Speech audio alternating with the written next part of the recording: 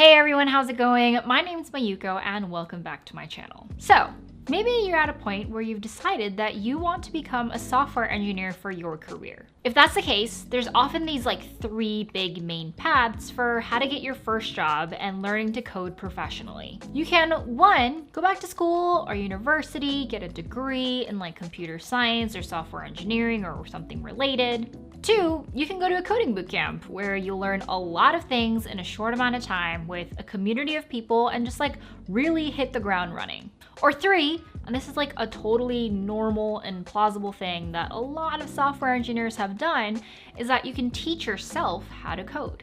Personally, I think that self-taught developers are some of the brightest, smartest, nicest, and most talented and hardworking people I've ever had the pleasure of working with.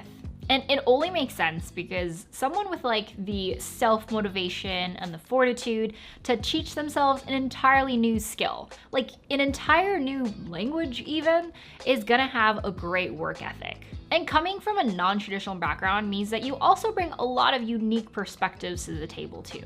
Maybe you're a retired Marine, or you used to be a teacher, or maybe you studied criminal justice in college. You'd be surprised how many intangible, cross-functional skills those backgrounds bring to the table. That being said, as you might know, I went about my software engineering career a little bit more traditionally, and I went to a 4-year university and studied computer science. So I'm actually not the best person to answer what it takes to become a self-taught developer. But I wanted to learn more about how actual, real self-taught developers went about their journeys. How did they get to where they are today? What trials and tribulations did they face? Are they glad they taught themselves how to code? So, as you do in the 21st century, I sent out a tweet. I was lucky enough to get a bunch of responses and interviewed a bunch of these folks to find out. And I gotta say, I was really lucky to be able to collect such fascinating stories from a diverse set of people. They have such cool experiences in backgrounds like bioscience and criminology and music and finance. And I even got to talk to some military veterans who used to serve in the Air Force and the Army and the Navy. So the first thing that I wanted to clear up with this group, and perhaps it was the most burning question of them all, was, is being a self-taught developer a legitimate career path? And spoiler alert, absolutely yes. Being self-taught definitely means that you're going against the grain a little bit because there's this preconceived bias or notion that the traditional way is the only right way to get into tech. And I imagine it would be really easy to not feel like you're a legitimate or a real developer because you didn't go to school for it. But this is just another classic case of imposter syndrome. I have a lot to say on this topic, and I've made a video before about imposter syndrome that you can check out right here, but we'll get to that later with regards to self-taught developers. So, if you're thinking about becoming a self-taught developer or engineer, then the first step is to really think about whether this path is for you. And it all depends on your priorities and your goals, but especially on your situations about money and time at this current point in your life. Bootcamps and schools both cost huge amounts of money, but they do condense a lot of information in a short amount of time. Of course, bootcamps nowadays have things like delayed tuition agreements and income share agreements so that you don't have to pay anything until you get a job, but it still costs a pretty penny. And shortening the process by going through a structured program can definitely be helpful, but it's in a way that kind of dominates your life. It's nearly impossible to be a part of these programs and have a full-time job at the same time, so it just doesn't make sense for a lot of people. So resources really are the reason why you choose one path over the other, and self-taught is definitely the cheapest of the three. But it doesn't necessarily mean it's the easiest because you have to put together all of the curriculum and structure yourself. Not to mention, you have to provide all of the energy and ambition and motivation behind it yourself too. For better or worse, it's kind of like the DIY version of creating your own career. It's a non-trivial task to teach yourself how to become a software engineer, and so there's a few things you should know beforehand. So yes, building your coding skills is definitely the main focus of teaching yourself how to code. Seems straightforward, right? That's the core part of it all. And I can go on and on about which tutorials and resources are good for every single technology out there, but that's gonna take time. So I'm just gonna leave links to the ones that I've been recommended in the description box down below. But surprisingly, I've learned that learning how to code is actually not the hardest part at all. Teaching yourself how to code more than anything is challenging because it requires a ton of willpower and motivation. Realistically, I think this goes for like teaching yourself anything. So whether that be teaching yourself how cryptocurrency works, or learning how to build your own furniture, or learning how to pour a perfect latte. When there's a lot of skills to be learned for anything, it just takes time and perseverance. And for something as abstract as coding, it can be really hard to stay on that path and be motivated and focused the whole way through. I would go so far as to say like the one main factor that separates like who becomes a software engineer and who doesn't, it's dedication. You have to stick with it, and sometimes it's for a really long time. I think anyone can do anything if they want it badly enough and have enough resources. I think the key is that you have to like it. It has to be like a little bit fun. It takes way longer than you think. If you want to self-teach yourself, you have to really, really want it. Now, it's really easy to get engulfed and like completely swallowed by the coding world altogether. When it's the thing you want so badly, like you would live it, breathe it, eat it for breakfast, right? Well, that's where balance comes in, because without it, it's a one-way ticket to burnout without even starting a job. I feel like time management is really important. That's what the issue was, because I never solved time management, and so I didn't have time for other things, which is super important. So how do you actually motivate yourself to code in a way that doesn't take too much away from you? That's like the million-dollar question. Well, the one thing that I heard emphasized across many of these interviews is to develop curiosity. It makes the learning and practice just like a lot easier when you're genuinely interested in what's going on. Having a like very keen sense of curiosity is super important. I think if you're gonna teach yourself, you're gonna need to be able to dive into stuff and like try and rip it apart and understand how it works. I feel like they soak up information in a different way to where they're a different type of curiosity. So maybe you found that curiosity, or maybe you're working on developing it. Once you've got it, like where are you supposed to direct it, especially as you start? Well, coding, of course. Everyone emphasized the importance of really knowing your coding foundations, so things like data structures and algorithms, regardless of what technologies and frameworks you're gonna work within. All of those really do serve as the backbone to anything coding related you're gonna do, so you're really gonna wanna work on your coding foundations. And I know, data structures and algorithms can be dry, boring, and hard. But one way I've come to think about data structures is that it's really just about like how do you organize and efficiently store your data. It's kind of like figuring out how to best organize your closet and learning what kinds of containers are available. And algorithms is learning how to work with and play around with that data. There's a ton of great resources online about data structures and algorithms too, like on Brilliant.org, who is the sponsor of today's video. If you've heard me talk about Brilliant before, you know that it's an app and website built around the principle of active problem solving. Because really, like I truly believe this, in order to learn something, you can't just like read it and watch it, you have to actually do it and engage with it. Brilliant has recently upped their interactivity level on their platform to a whole new level, and they're constantly updating courses to make it more interactive. So yes, Brilliant has a course on algorithm fundamentals that makes it really easy to understand how algorithms work. You don't have to dig through the weeds of coding syntax to learn algorithms, and you can just shift around these blocks of pseudocode and get immediate feedback on your results. It's a super good way to understand how computer algorithms work, and then once you have that down, the coding syntax honestly becomes a little bit less intimidating. Because you know what, when it comes to things like data structures and algorithms, you want to have a really good, true understanding of those things. You can't just like regurgitate or memorize them, because interviewers and other people are gonna know if you don't really understand them. So I think the Brilliance course is really good to helping develop that true understanding. If you'd like to join me in a community of 8 million learners and educators today, click the link in the description box down below or visit brilliant.org/hellomayuko. Thank you so much to Brilliant for sponsoring, and now let's get back to the video.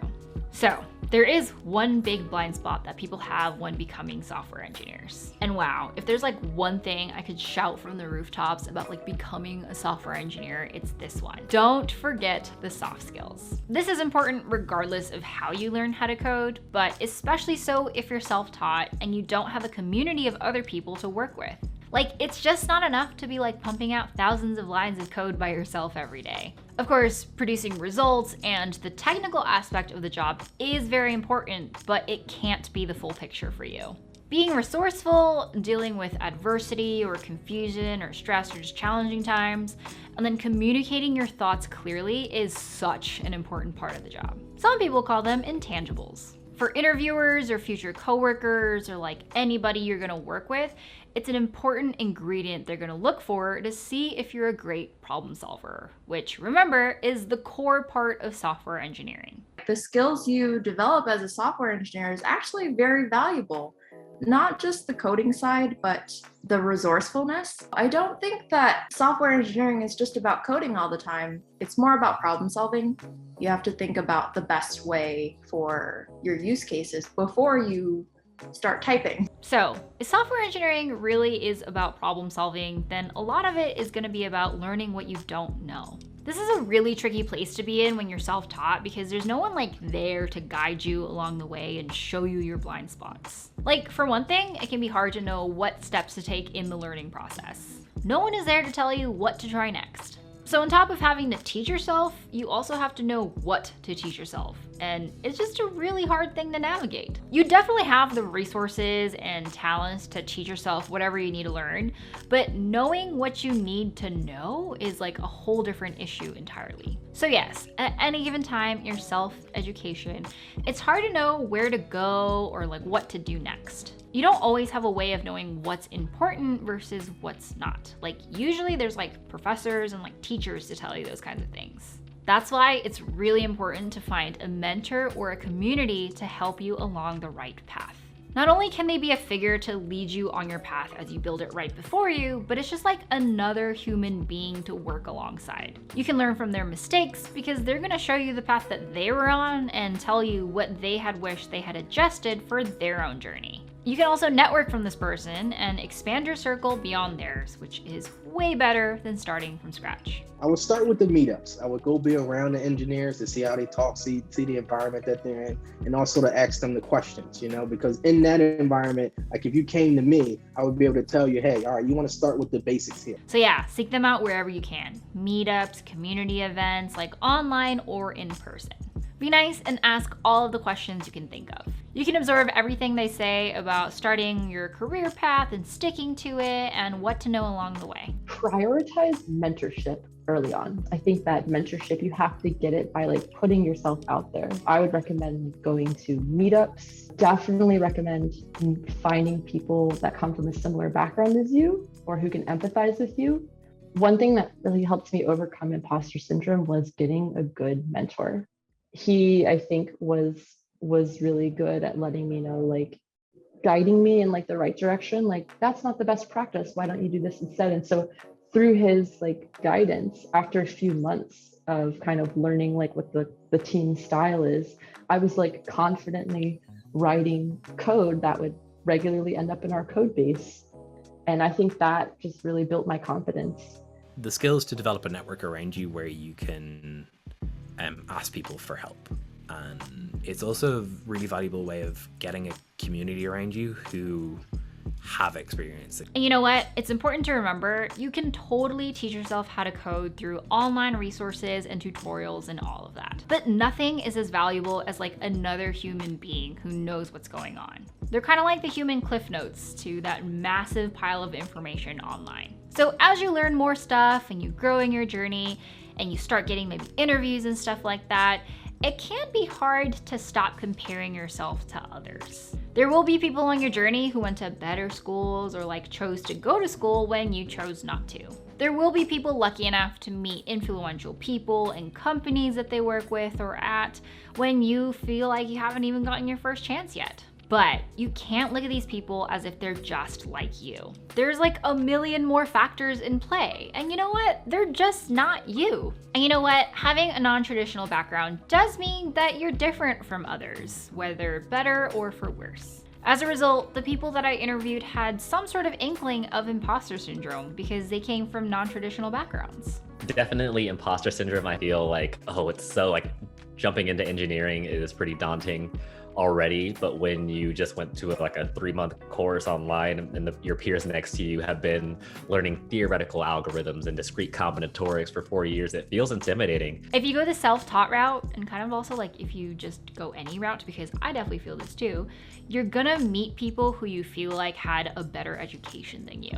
And you're also gonna feel like they just know a lot more than you too. First of all, that will not always be true if it ever is. I really think that like you learn what you need to learn at the time that you learn it, and that's all that matters. People might be a bit ahead or a bit behind you, but they might use like different tools. Like we're all just on our own journeys. It's totally normal to feel like you're not legitimate, especially when you're looking at your resume and like you're looking at your schooling or your accolades or your past experience or whatever like that. But in the real world, let me tell you, companies are looking for people who can do the job. It matters a little bit, but it doesn't matter that much whether you learned your skills at Harvard or UCSD or even TikTok. Some places it does matter where you go to school because there is some sort of like educational bias that exists in tech in America in general and stuff, but that's also because we see people from like Ivy League schools as like better than us, but like that's not always the case. Like just because you go to a good school doesn't mean that you're gonna make a good engineer.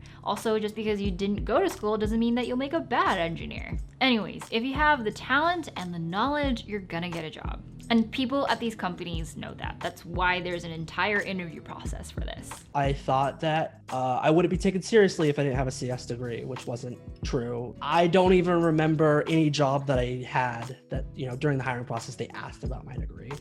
It was actually more likely that, oh, you have a criminology degree? Tell me about that experience. That sounds interesting. Like, what'd you learn? It was more of a, that's interesting and novel and not something we see every day. And also, like, you had to get a computer science degree. Some people say that. I was like, I don't think you need that, man. Like, because you need, like, programming is kind of different than this computer science. You know, the way you do things is totally different.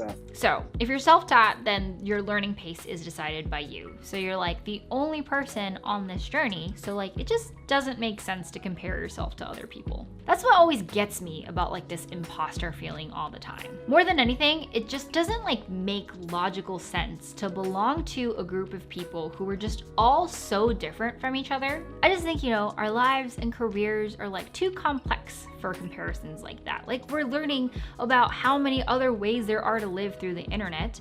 And yes, you could compare yourself, but you could also celebrate the fact that there are so many different ways to live and there's so many different kinds of people out there. Everybody learns at their own pace, and like as long as you understand the concepts and you understand what you're actually learning, then that should be the only thing that matters.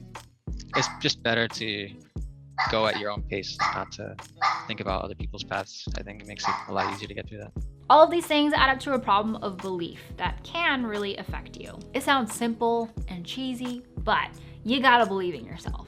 No matter where you are in your journey or your education, if you believe that you someday can become a software engineer, then that's the most important thing. There's people less qualified than you doing what you want to be doing because they believed in themselves. After working in the industry for a few years, all these people realized one by one that a CS degree really isn't necessary for a job. Nowadays, where you learned how to code is just not as crucial anymore. Like their education section, unless you're in a university or something like that, is gonna be at the very bottom of the resume. So it's just not as important as things like skills or experience. What's crucial nowadays is simply you and your abilities, no matter how you came about them. And as the tech world has a lot of these traditionally educated engineers, like me, I will add, I really think that people from non-traditional backgrounds with different perspectives are what's gonna shake up the tech industry in a really interesting way. So, as tech companies are looking to hire for their teams, voices like yours are really important for their mission. In order to make the best stuff, those like unique and diverse identities and perspectives are gonna open so many doors and avenues that like people had just not previously considered. Because these products and services that are built by companies are likely aimed at a non-tech audience that has a diverse set of skills and backgrounds and perspectives and identities. So it really only makes sense that the people building the thing represents the people who are gonna use it.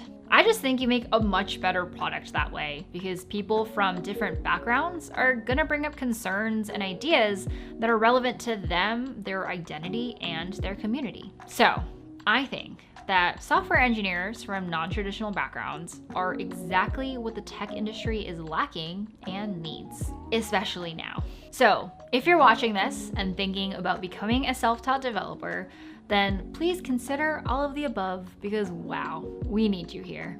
These people all did it, despite their vastly different backgrounds and experiences and skill sets and interests. Look to them as your proof that it's possible. It won't be easy, but if you really want it, we'll be waiting on the other side. Thank you all so much for watching. I really hope you enjoyed this video. Thank you so much to everybody that I interviewed for this video. All of their links are down in the description box down below, so check them out. This is a video that I've always really wanted to make, and so I'm really glad that I can finally make it for you. If you're interested in more videos like these, then make sure to click subscribe. All right, hope you all have a great day, and I'll see you in the next video. Bye.